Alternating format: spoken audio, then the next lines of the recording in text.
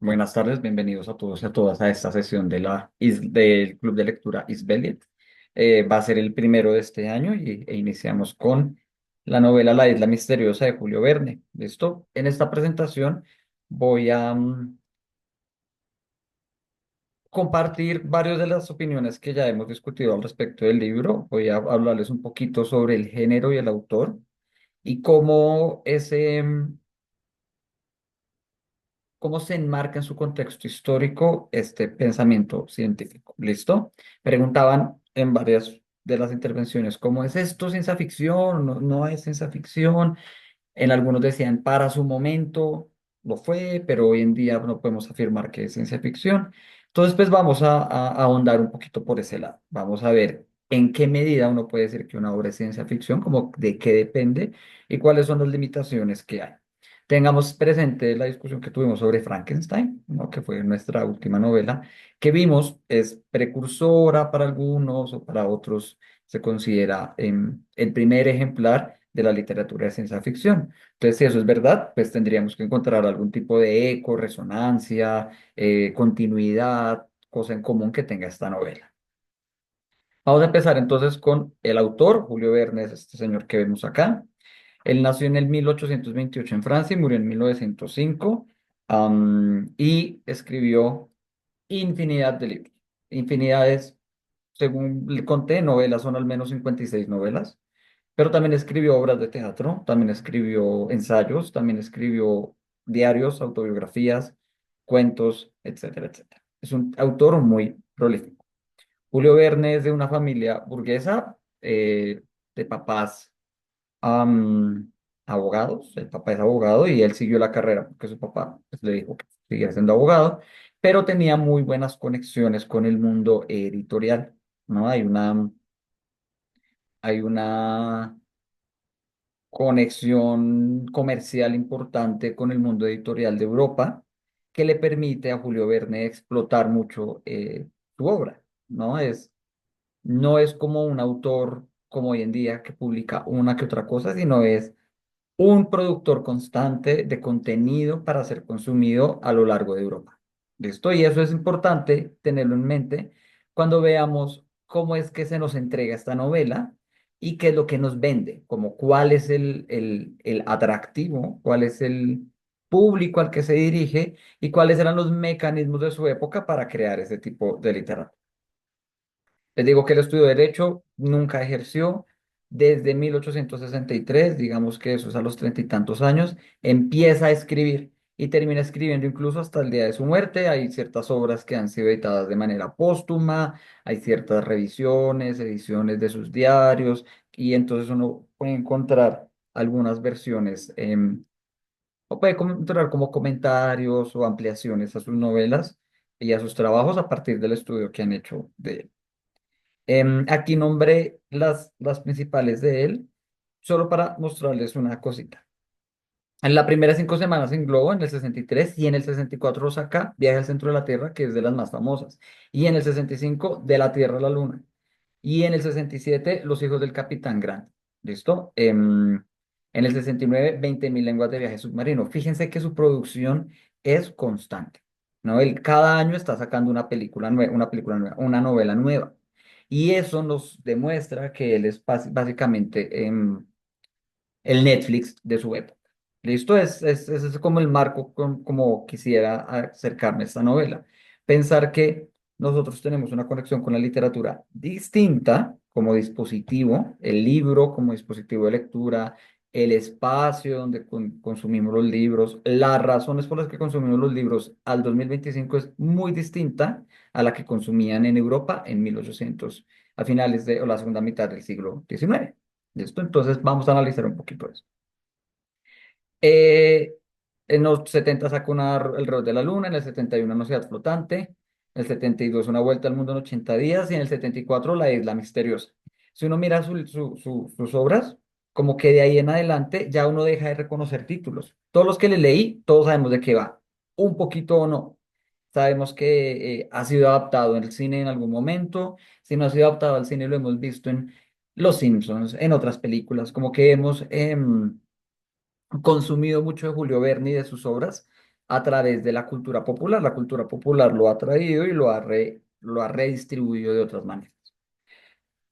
Y después él publica muchos más, de las cuales las más reconocidas son Los 2 años de vacaciones, que es como una suerte de autobiografía diario de sus navegaciones, y La invasión del mar, que es la última que publica antes de su muerte. Fíjense que desde La isla misteriosa hasta su muerte pasan 30 años, y esos 30 años son unas 30 novelas, más o menos, que casi no se leen, que no son tan comentadas.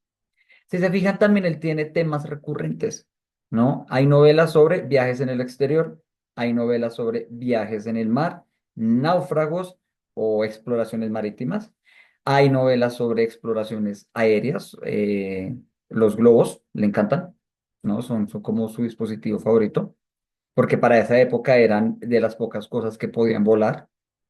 Tiene cosas como del subsuelo. Le gusta esto del viaje al centro de la Tierra, las cavernas, todo que también aparece en la isla. Y tiene mucho de islas. Vamos a ver por qué, ¿vale? Sobre la novela, pues sabemos que la isla misteriosa, la aventura de estos 5 americanos que intentan huir de Richmond, Virginia, ya les muestro dónde es Richmond, Virginia, durante la Guerra Civil americana. Ellos terminan medio naufragando en la medida en que pues no llegaron en barco, sino en globo, a esta isla y logran colonizarla en 3 años. Gracias a que hay un benefactor, una energía, algo que les está ayudando y que ellos muy tranquilamente reciben esa ayuda, ¿no? Los salva siempre cuando toca. Este es un grupo de personas que siempre cae parado, ¿no? Al final ellos logran retornar a América gracias a descubrir quién es su benefactor, que además se revela justo en el momento en el que tenía que revelarse, ni antes ni después, cuando ya los tiene que salvar de los piratas, ya cuando la isla está a punto de explotar, ellos logran resolver, ¿vale? Coincido con, y como vemos en esta síntesis de la novela, coincido con la opinión de que es una novela extremadamente perfecta. Su narrativa carece de bajones. Hay muy pocos valles en la construcción climática. ¿A qué me refiero? Si pensamos, digamos, la, la trama de una novela pensando en los retos y los problemas a los que se enfrentan sus personajes y cómo esos retos, si son exitosos, como que me van subiendo de ánimo, por ejemplo, me hace sentir más emocionado, más conectado, me van subiendo de complejidad, ya no es hacer una casa, sino una cabaña, sino construir toda una mansión dentro de la piedra. Y como que me van haciendo que cada vez la tarea sea mucho más titánica y cada vez que uno tiene, digamos, problemas, retos o que uno se enfrenta a situaciones problemáticas y no le va tan bien, como que uno bajaría un poquito, ¿cierto? Esta es una novela que siempre va para arriba. Tiene unas ciertas fallas, uno baja, pero cada vez que hay un problema aparece esta mano milagrosa y ¡tan! Nos vuelve a subir. Entonces es una novela que es constantemente gratificante y que en ese sentido, a mi parecer, y les digo, coincido con ustedes, puede tornarse cansona o demasiado complaciente, ¿no? No, es una lectura que uno sabe que cuando cierra el capítulo o que capítulo donde termine, sea lo que haya sucedido, o está resuelto o va a resolverse. Ya uno sabe, como a la tercera aventura, a la tercera exploración, al tercer material que tienen que crear, no, ya uno no se pregunta, ¿lo lograrán? Sino más bien, ¿cómo y cuándo? ¿Qué tan rápido va a ser? Y no se va acostumbrando a ese ritmo. Aquí les traje un mapita de la isla para que lo exploremos juntos. Em, hay mucha descripción, con eso también coincido, hay mucha descripción en la medida en que este es un dispositivo de entretenimiento que carece casi de ilustración. Le digo casi porque estas novelas, vamos a verlas, vamos a hablar de eso después, eran publicadas en revistas semanales que tenían un ilustrador. Entonces el ilustrador como que acompaña la lectura y de ahí nos vienen imágenes como estas. Es una traducción de una de las originales sobre la isla. Am, yo no me la imaginaba así. em, Sentía que era como más redondita y pensaba que el monte quedaba en la mitad, ¿no? Entonces aquí ellos llegan y caen en este islote. Ahí es donde cae el globo y el otro, el ingeniero cae por las dunas. Aquí vamos a mover, es donde ellos hacen, donde está esta piedra, es aquí donde hacen la casa. Arriba está el lago y la meseta es por ahí mismo, ¿no? Es alrededor del lago está tal. Aquí está corral, aquí lo traducen como carro corral. En nuestra novela teníamos la traducción el redil, que es donde vive Ayrton. Am, por acá es todo lo que ellos casi no exploran, conocen, pero ni idea. Y por aquí abajo es donde están los pantanos, em, y la parte poco explorada, que es donde están los bosques, donde se esconden estas personas. Am, Ahí se supone que está ubicado en el lugar en el que está. Ahorita les voy a mostrar más o menos dónde es en el Pacífico. Y tiene un montón de descripciones geográficas que son imprecisas, ¿no? Digamos, las plantas de las cuales se hablan y los animales de los cuales se hablan existen la mayoría, pero no coinciden, no conviven nunca en ninguna parte del mundo de la manera como conviven acá, ¿no? Entonces, esta es una isla medio imaginada, medio real, también perteneciente, digamos, a lo que se conocía en su época con respecto a la geografía, a la botánica y a la zoología, que es lo que está detrás de las ciencias que están alimentando esta novela. Contexto histórico muy em, general que aparece y que uno diría sobra un poquito, em, que ellos vengan de allá. O el autor no me ofrece suficiente información como para que yo me acuerde de que ellos vienen de allá, ¿no? La patria aparece como de vez en cuando, como cada 6, 7 capítulos nos dicen, y ellos hablaban mucho de la patria y ver lo que estaba pasando. Sin embargo, sí hay una razón, más bien hay una lectura muy interesante que uno puede hacer de esta novela con respecto a ese contexto histórico, y es por qué me puso a estos personajes, por qué me los puso saliendo de esta ciudad y qué es lo que estoy yo vendiendo con respecto a cierta identidad nacional, ¿no? Entonces, el contexto de la Guerra Civil Americana, como bien nos lo dijo Dani, eso es un contexto eso es un conflicto que sucede en Estados Unidos entre 1861 y 1865.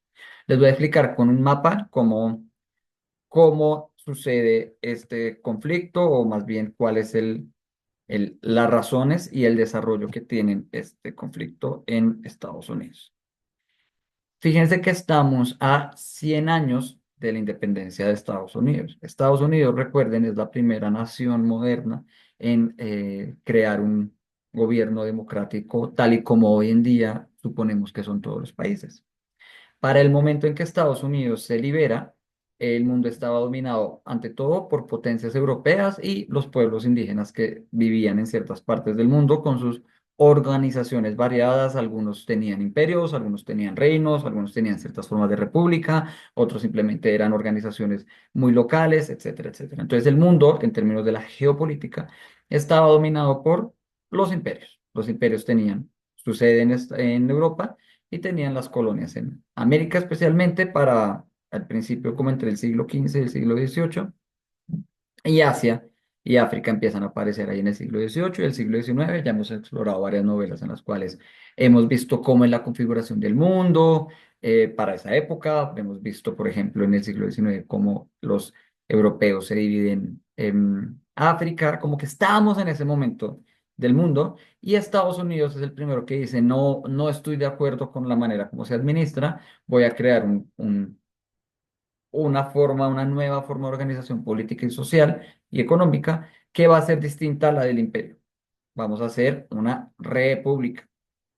En los franceses beben mucho de esta tradición, son muy, en términos de su republicanismo, son muy inspirados en la independencia.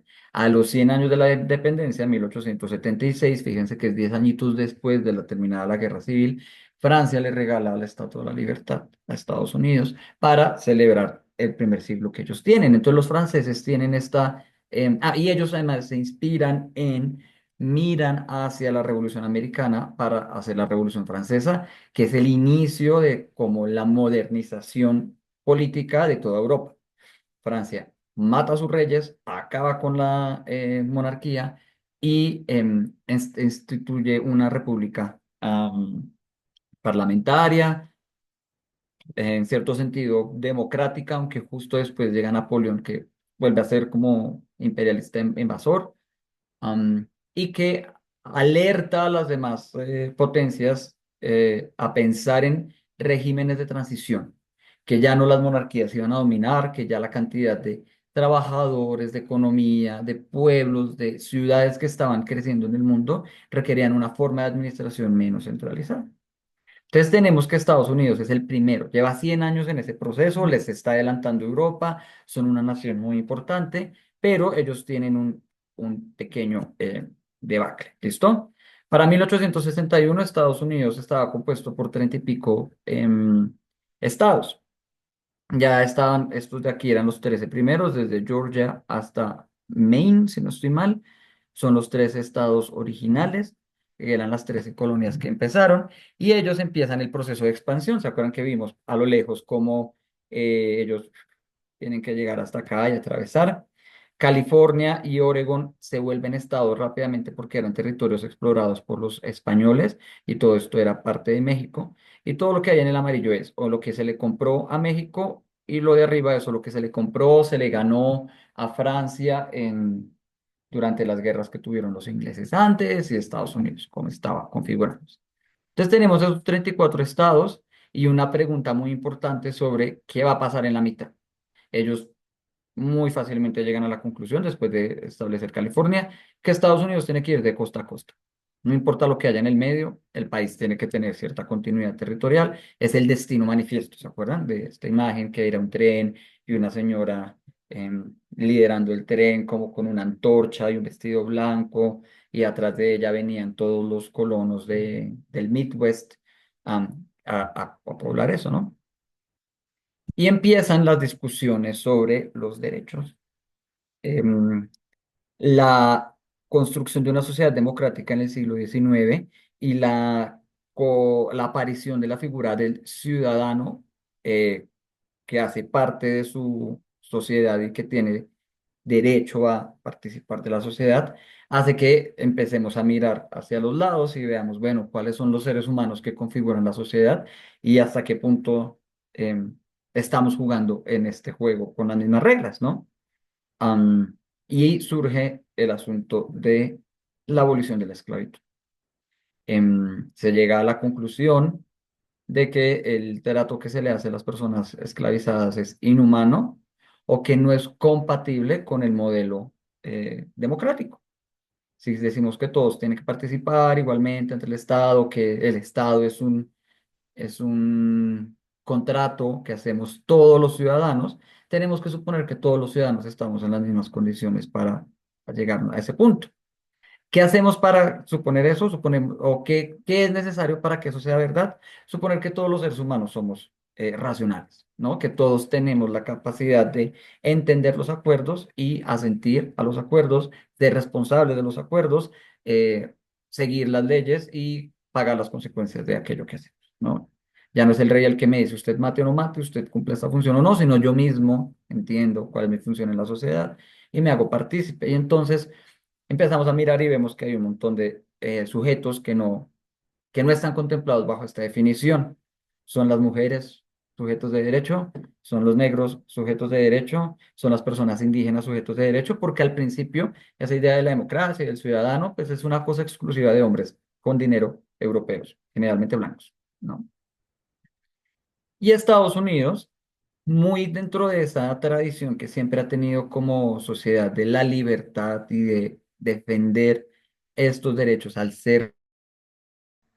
Aló,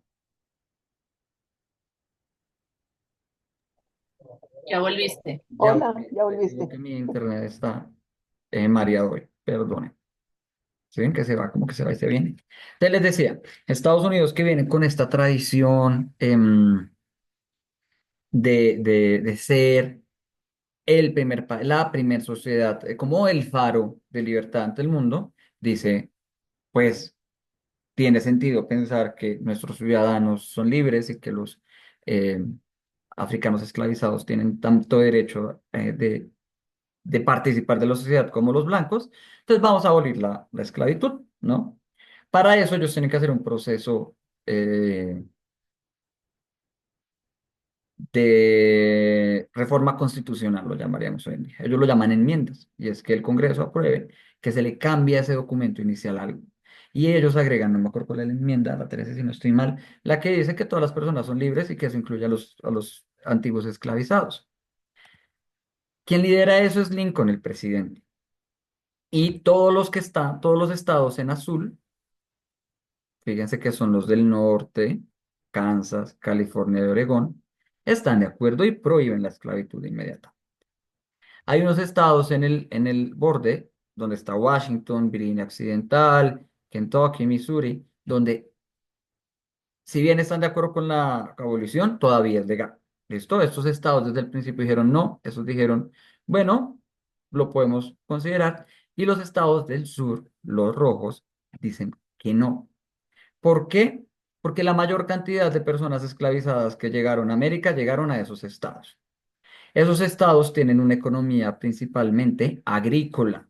No hay una diferencia. Siempre se ha hablado de las diferencias, digamos, económicas entre el norte y el sur de Estados Unidos. El norte se considera siempre más industrial. Es ahí donde se hacen las cosas.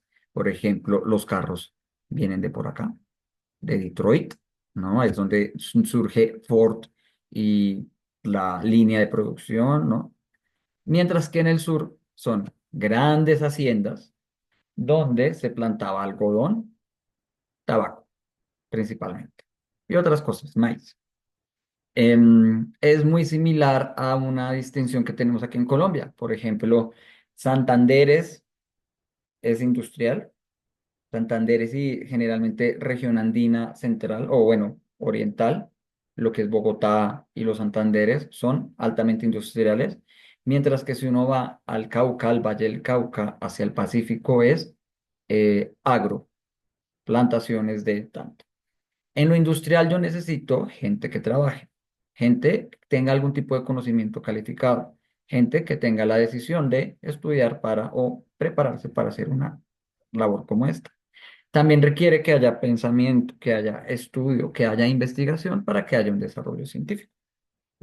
En una economía más centrada en la hacienda y en la producción agrícola, si bien sirve mucho tener tecnología y tales, no son los que ejecutan las labores más importantes los que saben las tecnologías. Es el cabecilla de...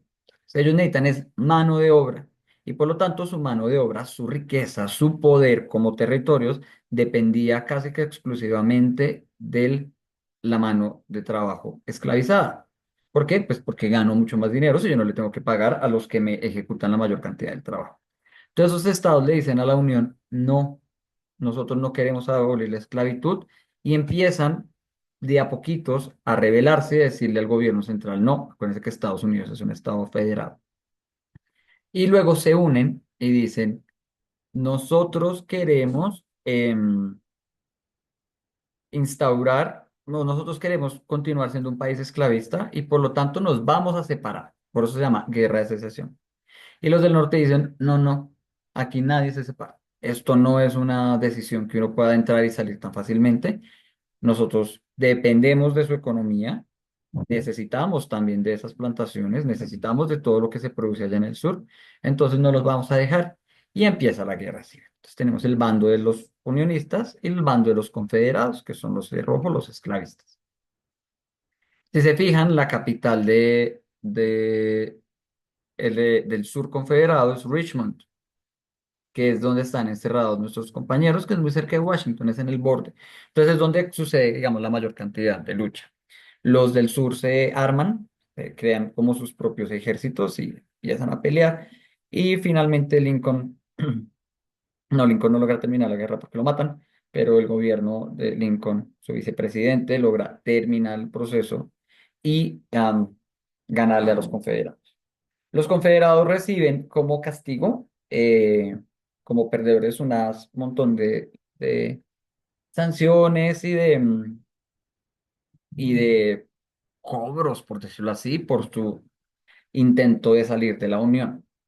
Se les establecen gobernantes que no son de los partidos que ellos habían establecido, que en los cuales se les obliga a terminar la esclavitud y se les establecen roles muy claros.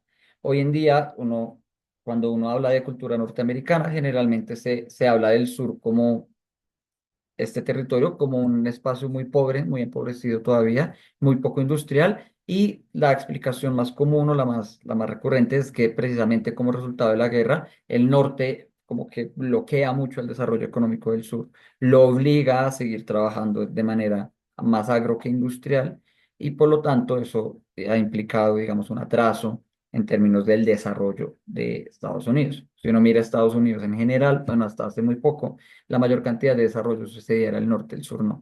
Hoy en día esa cosa está cambiando. También la discusión era como qué iba a pasar con estos.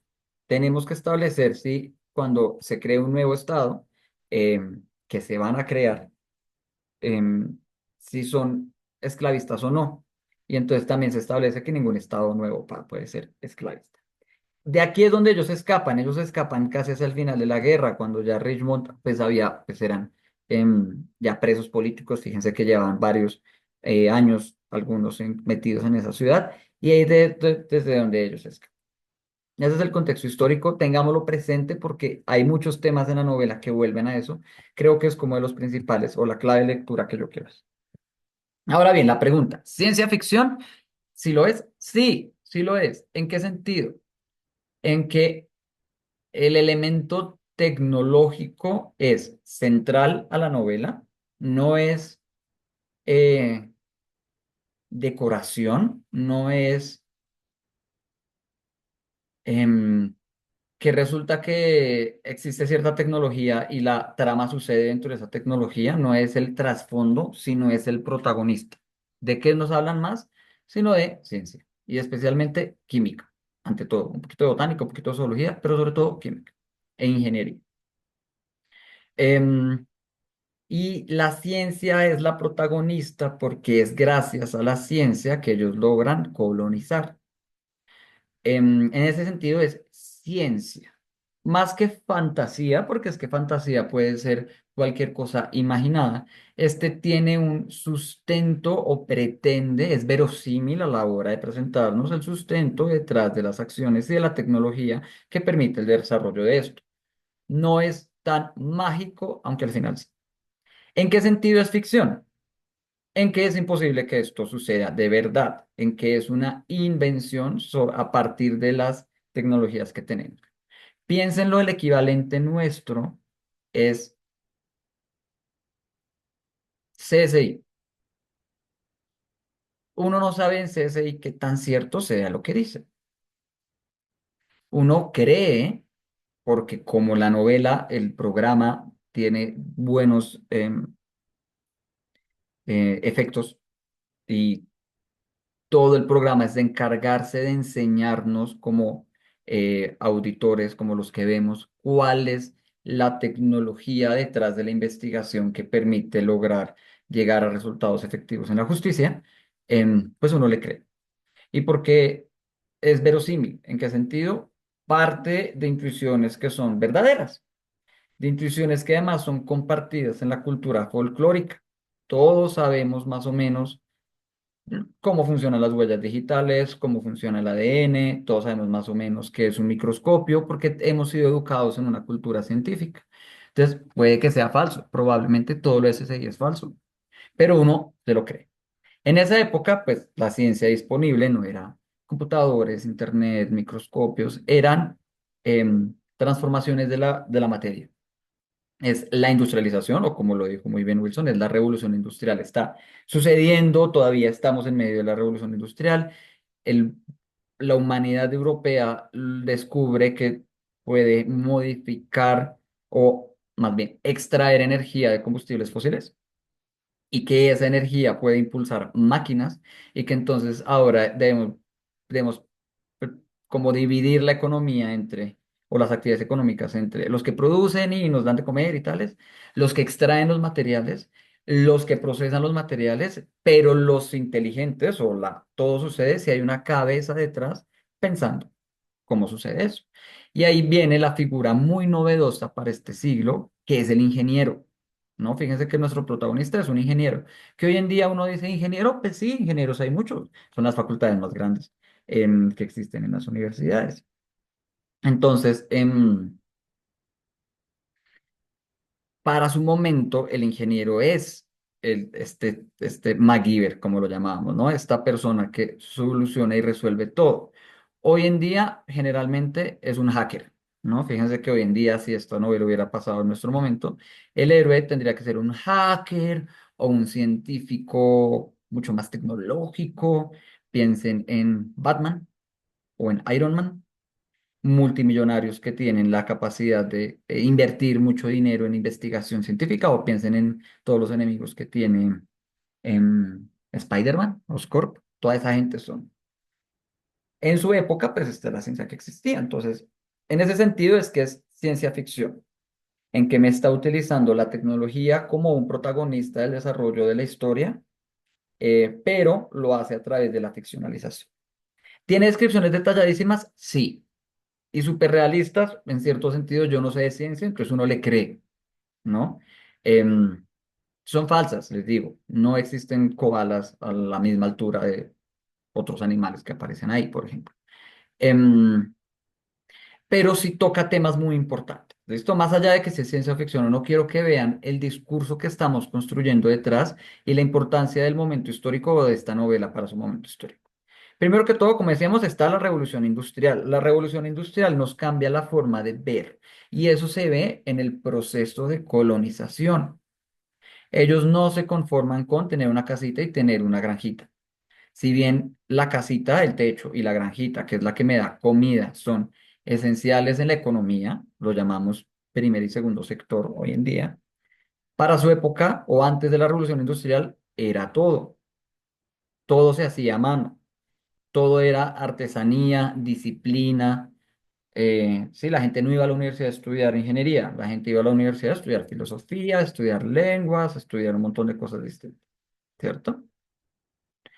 Em, y aquí nos están diciendo, ojo, ojo, ese es un paso inicial, ese es el primer paso.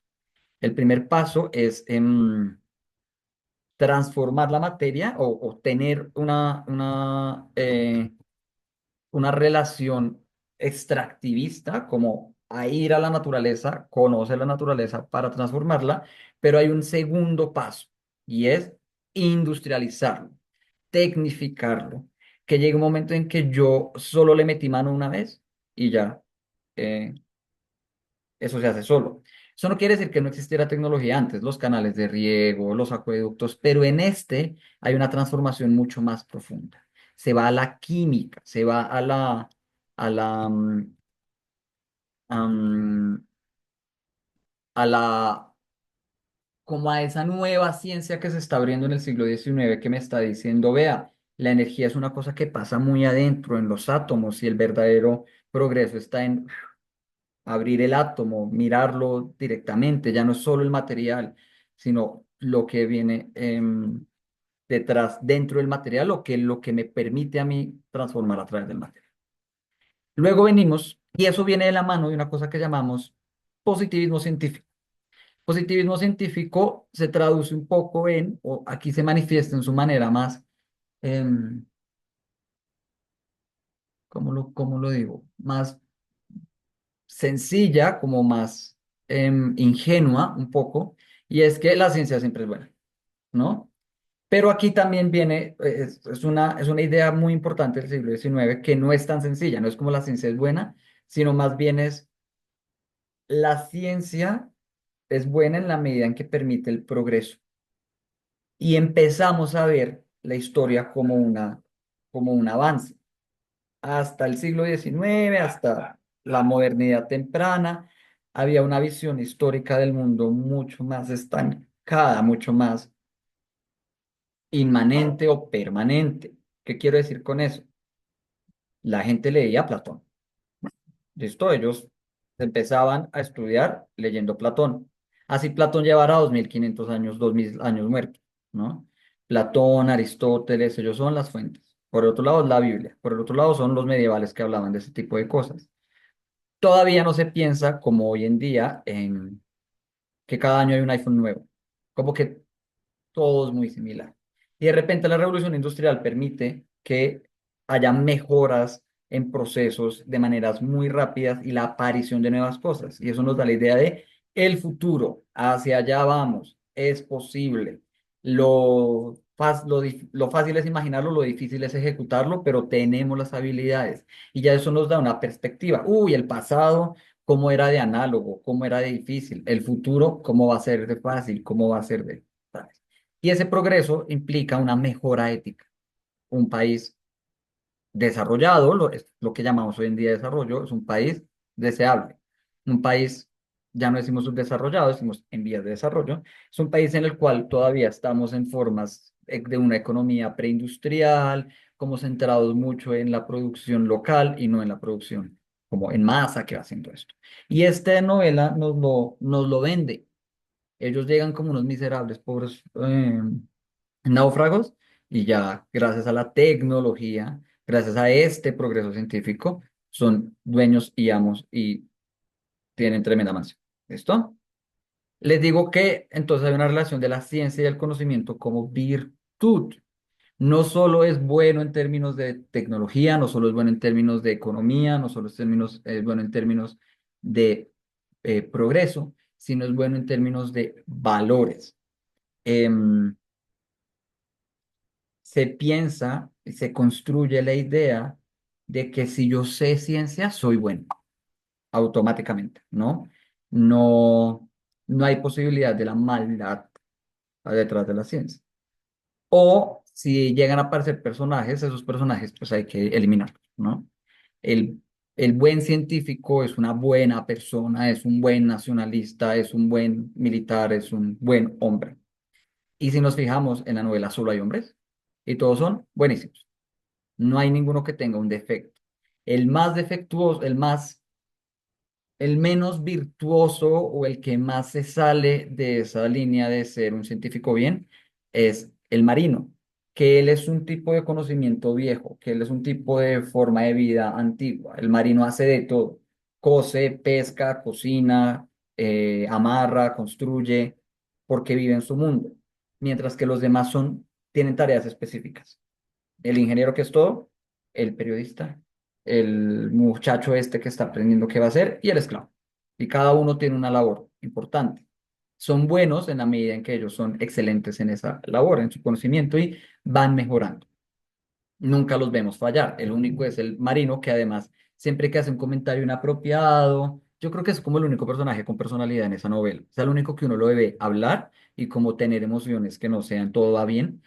Em, Cuando la embarra, cuando dice cosas que no son, de una vez se disculpa. Él mismo dice, sí, qué pena, yo soy muy bruto, gracias al ingeniero estamos aprendiendo. Y es el que más, no hay mejor creyente que un converso, es el que más cree en la ciencia como salvadora, como el que dice, a los 2 días, aquí vamos a hacer tranvía, ¿sí? El metro va a llegar en 2 años. Y todo va muy de la mano con una exploración geográfica. No sé si tengo el mapa aquí. Ya se los muestro. Este es el mundo para el momento en el cual está sucediendo la novela. Es decir, este es un mapa de 1886.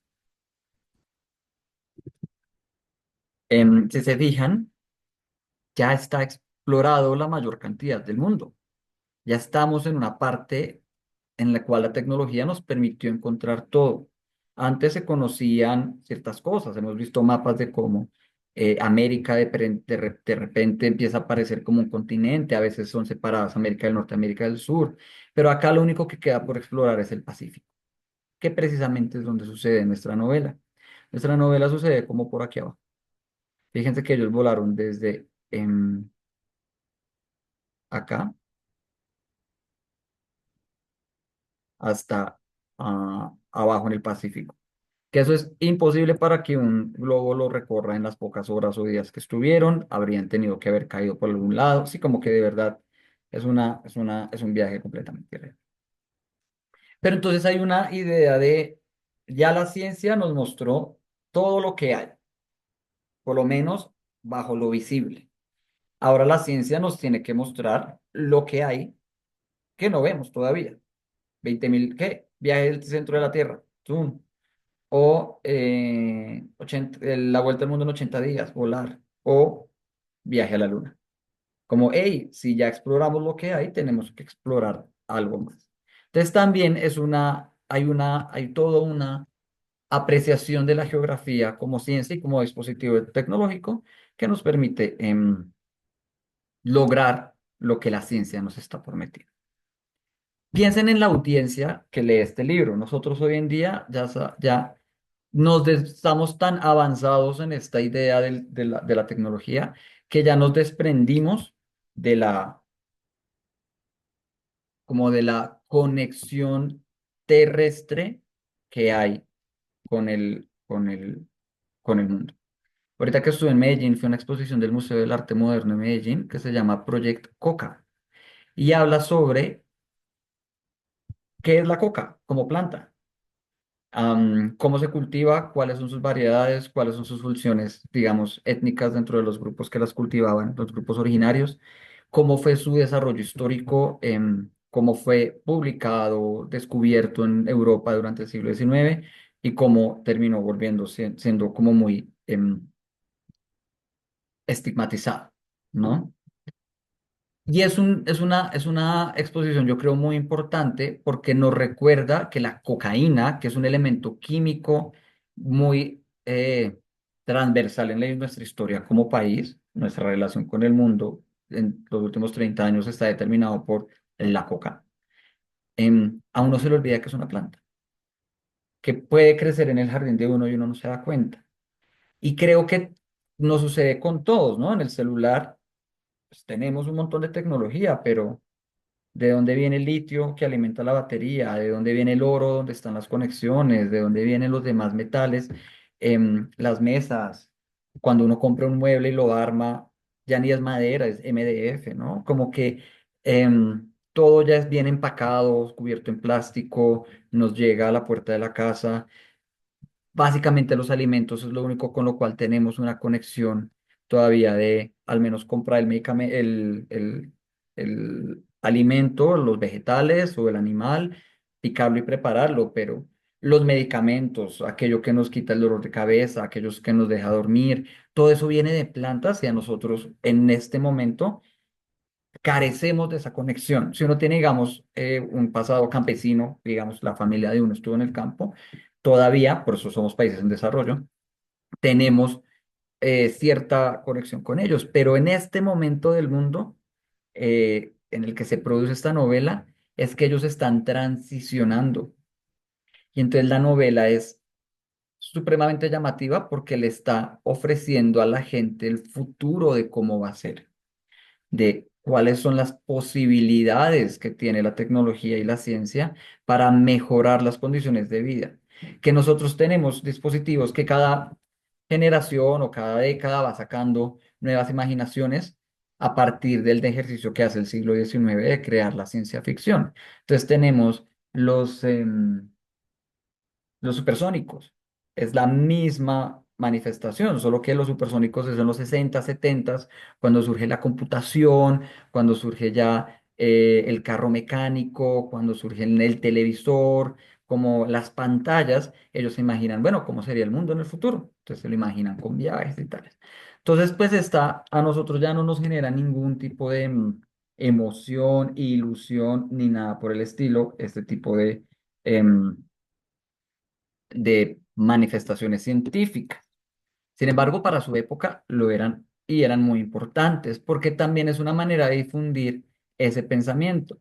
¿Recuerdan la novela? Se me olvidó la de la Segunda Guerra Mundial, la luz que no ves, la luz que tus ojos no ven, la luz que no podemos ver, La luz que no puedes ver. la luz que no puedes ver. Nuestro personaje es un niño obrero sacado de las entrañas de la Alemania más industrializada. Él solo cumple la función de crear cosas, casi mano de obra esclavizada, porque pues era un niño, ¿no? Explotación infantil además, em, que escucha ciencia, escucha cómo funciona la radio y que ese conocimiento es el que le permite destacar en la academia y volverlo un gran tecnólogo de la radio y hacer parte de la invasión a Francia y al resto de Europa de la Alemania nazi, porque tiene ese. Fíjense cómo surge esa idea del héroe es aquel o un proyecto relevante, una forma de vida que uno debería aspirar para ser mejor persona, es ser científico. Se empieza a... Lo mismo con Frankenstein. Tenemos a este muchacho de bien, de una buena familia, que lee libros antiguos y va a la universidad y en la universidad le dicen, vea, los antiguos decían pura estupidez, la verdad es la ciencia, la verdad es la electricidad, los químicos y él logra crear vida a partir de eso, ¿no? Entonces, la ciencia ficción nos trae como la tecnología como un elemento importante al desarrollo y tenemos que entenderla en el contexto de producción. Pero este contexto de producción no es solamente um, tenemos tecnología nueva, sino, y ahí les voy a conectar con la lectura que les digo que tengo de la revolución o por qué la revolución americana aparece detrás. Me muestra cómo estos dispositivos o esta búsqueda tecnológica, este uso de la geografía, va de la mano con un proyecto político muy importante. ¿Listo? El primero y más importante o más evidente es el nacionalismo. Claro, empiezan a surgir estos nuevos estados que ya no los une la creencia de que Dios puso al rey y que el rey nos tiene que mandar. Ya no existe la teocracia, ya no, la Biblia ya no es un libro político. Em, yo ya no acudo a la iglesia para que me mejoren mis derechos. Yo acudo al gobierno, ¿no? Entonces surge el Estado como ente importante en mi vida. Antes era mi rey, mi reino, y por el cual yo me mataba y a través de la iglesia me hacía fiel a eso. Ahora yo tengo que buscar narrativas, acuérdense lo que decía Harari, tengo que encontrar una historia que me una a mis compatriotas de al lado y que justifique mi trabajo. Que yo sepa que si yo me estoy quebrando el lomo plantando cosas que yo ya no voy a comer, porque yo le trabajo a alguien más bajo este proceso industrial, yo tengo que tener la idea de que esto me está funcionando a mí. Y el nacionalismo es uno de esos dispositivos ideológicos más importantes del siglo XIX. Es ahí donde se crean las ideas de la nación. Cuando uno trabaja, digamos, o uno tiene discusiones con personas venezolanas, siempre surge la pregunta de qué es, de dónde es la arepa, si es venezolana o es colombiana. Y esa es una pregunta que denota que uno no conoce de historia eh, o que la ficción nacionalista no es compatible con la realidad, es como que tiene que crear mitos. La arepa ni es colombiana ni es venezolana en la medida en que es un producto indígena o las versiones que tenemos hoy en día es la combinación entre el producto indígena y el proceso de colonización. Las arepas existían antes de que existiera la primera constitución de Colombia. Que hoy en día, con el tiempo, pusimos una barrera, una línea imaginaria entre un territorio que llamamos Colombia y un territorio que llamamos Venezuela, y que de ambos lados de esa línea quedaron, se desarrollaron distintas formas de la arepa, y hoy en día podemos decir que la arepa venezolana se caracteriza por estar rellena y la arepa colombiana no. Em, Demuestra de verdad que uno se come o que la nación crea narrativas a las cuales uno se une, ¿no? Entonces está la bandera, los símbolos patrios y las demás ficciones que compartimos a la hora de decir yo pertenezco a este país. Y como todos los estados en Europa están transicionando de quitar al rey a crear la república, todos tienen que crear narrativas. Y la narrativa más disponible, la más exitosa hasta el momento es la narrativa americana. Los americanos ya llevan casi 100 años creando esa historia, creando esa sentido de unión que se concreta con la guerra civil. Ellos están hablando de que Estados Unidos es un país libre, respetan a Nat como liberto que es, como esclavo liberado, manumiso es como se les dice a los esclavos que su dueño le dice, eres libre. Lo ponen al mismo nivel que los demás, es un ciudadano de como los colonos.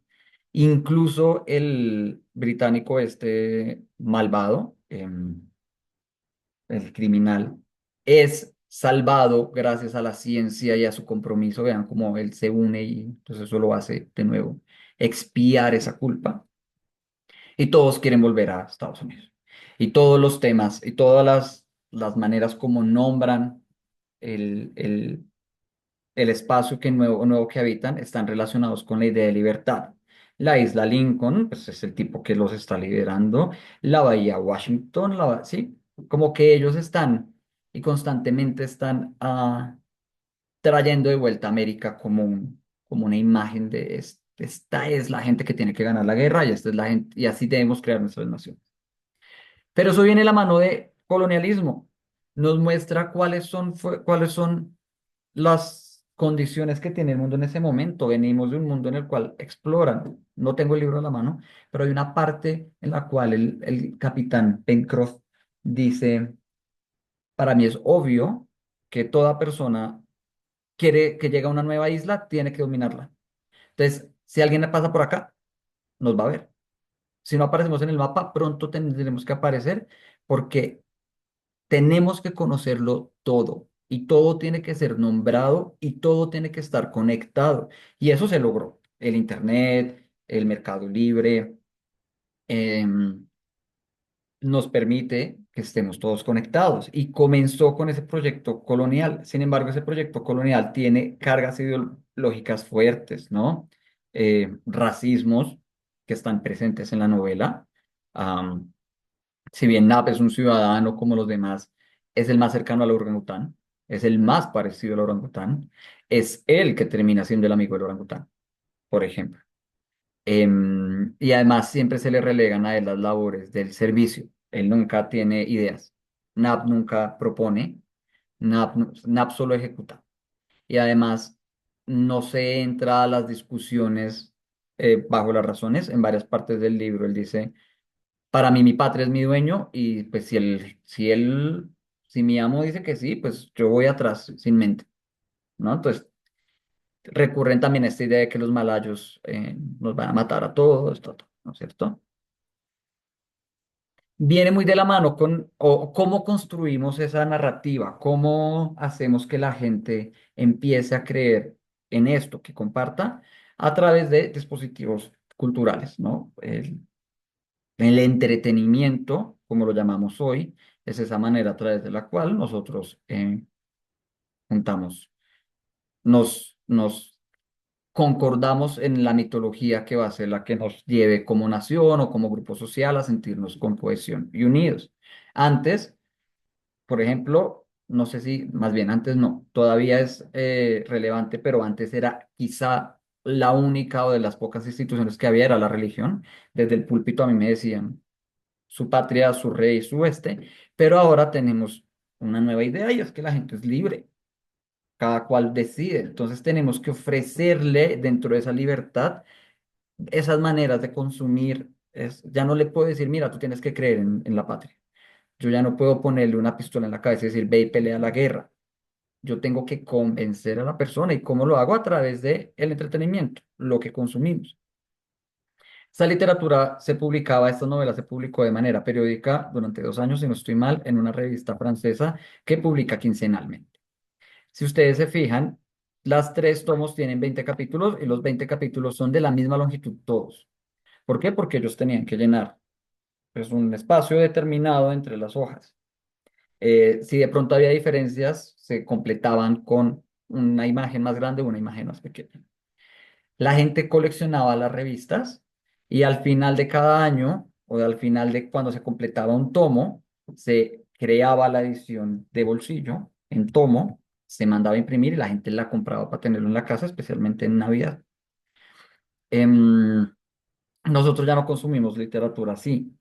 Vean que les decía, como este es el Netflix de su época, nosotros heredamos de ahí lo episódico.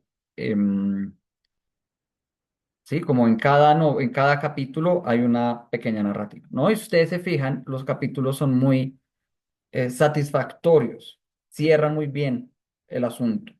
Si no lo cierran, dejan muy bien la espinita, la tentación como para uno seguir. Uy, ¿qué pasó? Incluso los títulos que revelan lo que va a pasar no lo revelan completamente. Una revelación, un nuevo mensaje, un nuevo misterio. Y eso es para que uno también pueda navegar la lectura de mejor manera. Es como cuando uno entra al Netflix y ve una descripción. Son dos oraciones en las cuales me dice qué va a suceder en el capítulo. Entonces yo ya sé cómo a qué esperar. Probablemente mucha gente cuando llegaba a la revista, cuando la imprimían y llegaba a su casa, leía eso como introducción y decía, uff, ya sé qué es lo que va a pasar, no quiero, de nuevo, no, estoy intrigado por saber si lo logran o no, quiero saber cómo. Yo ya sé a dónde va la novela, quiero saber cómo, ¿listo? Y eso genera una forma de consumo de la literatura que es distinta. También se nos hace pesada. Claro, nosotros no lo estamos leyendo cada 15 días, nosotros no lo leímos en un periodo muy acortado. Esto en lo que en su momento de publicación, en el tiempo que en el momento de su publicación la gente leía 2 capítulos, nosotros nos leímos 60. Nosotros nos la comimos súper condensada. Y entonces todas estas descripciones, pues claro, me entretienen, me emocionan, es lo que yo estoy buscando. Yo no estoy buscando la trama, yo estoy viendo es la descripción. De nuevo, CSI, las historias son malas. Em, los crímenes son incluso irreales, los personajes son bobos en cierto sentido, pero eso no importa porque lo que importa es la investigación, las escenas en las cuales hacen zoom al, no sé, al ADN o a la célula y me muestran cómo sucedió, o cuando recrean el disparo y me muestran cómo entra en la cabeza y cómo eh, en la proyección de los restos del disparo me permiten determinar la posición desde cuál la persona fue disparada, ¿no? Es eso lo que yo estoy viendo. Yo no estoy viendo si la persona la mató o no la mató, quién es el culpable. Sé que CSI me lo va a resolver. Lo que quiero es ver cómo lo resuelven. Entonces, claro, es una forma de consumir más dedicada al objeto, como al episodio. No en su conjunto, sino al episodio. Y eso también al momento de leerla todos juntos, a mí me generó ciertas como decepciones de la lectura. Y es el final es muy rápido, ¿sí? Me vienen contando y me vienen contando y me vienen contando y me van botando desde el principio, uy, este misterio, uy, aquel misterio, tal. Y apenas resolvimos el misterio, se resolvió el misterio, el capitán Nemo ni se ha muerto y ya empezó a erupcionar esta cosa y todos salimos volando y el último capítulo es, todo el mundo salió volando, se quedaron 2 semanas ahí, de repente pasó un barco, em, terminaron comprando una granja, se casaron y fueron felices. Sí, porque ya ahí se perdió el interés de la investigación, de la colonización, etcétera, etcétera. Les digo que también que corresponde a este proyecto colonialista, em, en la medida en la que me venden la idea de que la civilización consiste en transformar el entorno. Am, Todo el entretenimiento es centrado en cómo algo, una piedra, una arena, el agua del volcán, a través de muchos procesos científicos, se transforma en otra cosa. Y cómo ellos pasan de un estado de completa vulnerabilidad y dependencia de los elementos a un estado de control y dominio de los elementos. A tal punto que, por ejemplo, doméstica, ¿no? Entonces la domesticación como proceso de control de la naturaleza, la civilización como el proceso y lo que nos hace excepcionales a los seres humanos es que nosotros podemos transformar nuestra realidad de maneras significativas. Los animales tienen herramientas, los animales tienen comunidades, pero nunca han logrado crear una sociedad sobre esta. Y en esta novela nos dicen, se puede. Los europeos lo pueden hacer en 3 años. Con todo el conocimiento científico que tenemos, lo hacemos. Y eso es lo que uno está viendo. Es, de nuevo, Iron Man, de nuevo, Batman. Y cómo ese conocimiento me permite llegar a tecnologías para enfrentarse a todos. Y de ahí que la principal trama es la acción. Coincido con Wilson, si no estoy mal, fue Wilson el que lo dijo. Es una novela en la cual lo importante es cómo yo logré el asunto. No importan las emociones, no importan los conflictos. Como lo decían, son 5 personas que siempre le dicen al otro, tonto, sí, bueno, haga, confiemos. Nunca vemos situaciones de enfermedad que deberían haber sido muy comunes, como obvio, les va a dar infección estomacal de lo que están comiendo. Por mucho que hayan encontrado la planta perfecta para, les tenía que dar. ¿Cómo resuelven el asunto de las basuras? Es una pregunta que yo me hacía mucho, porque ellos producen y tales, pero no me dicen cómo son los desechos, a dónde están botando todos estos animales muertos, dónde están botando el excedente de lo que están produciendo. No me hablan nunca del amor. Existe este amor paternal entre Pencroff y el muchacho que casi se nos muere, pero nunca se nos habla de mujeres. Son 5 hombres que viven 3 años en una isla encerrados. Hace falta todo un componente sobre lo erótico, sobre el deseo, sobre sí, el cuerpo. Se centra especialmente, es como muy centrado en la acción. Entonces, pues sí, hace falta entender miedos. ¿Alguna vez pelearon porque alguien tuvo una idea contraria a los demás? ¿Alguien se comió una porción de más de lo que tenía que comer? Sí, y eso hace que sea como que deshumaniza mucho en el sentido en el cual aleja de la identificación. Llega un momento en que uno dice, Esta gente es un superhombres, siempre caen parados, nunca les sale nada mal, etcétera, etcétera". Em, Y pues les decía, como que yo siento que todo lo que, o la lectura que yo quiero ofrecer, más allá de ser una novela de ciencia ficción, las razones es una novela de ciencia ficción que está hablándome de los dispositivos culturales y políticos que existen en el siglo XIX, y cómo la ciencia, especialmente ese discurso del progreso, es un motor para unirnos como una nación, ¿no? Eso es una celebración de un nacionalismo que está recién sucediendo. Estados Unidos acaba de ganar una guerra que, que es la que lo pone dentro de nuestro imaginario cultural como la tierra de la libertad. Esta gente peleó una guerra para que la gente no estuviera esclavizada. Y ahí si hay un país que es libre es este, y ese es todo el discurso que Estados Unidos ha logrado construir a través de los años. Y se ha hecho a través de novelas como esta. Em, yo me imagino, y con esto cierro, yo me imagino un lector de su época, eh, quizá una persona que está trabajando en una ciudad europea, que está educándose, la ilusión que este tipo de novelas podría generar con respecto a su propia patria. Lo dice el Capitán Nemo. em, Al final, como obvio, ustedes están pensando en su patria y a mí lo que me hizo ayudarlos a ustedes, a pesar de ser americanos, es el amor que le tienen a esa cosa. Y es obvio que todos queremos tener una patria. Yo no nunca la tuve, me muero en o mi patria es el fondo del mar, pero es obvio, de esto es lo que nos está hablando la novela. Y esto es lo que les tenía preparado. Muchas gracias.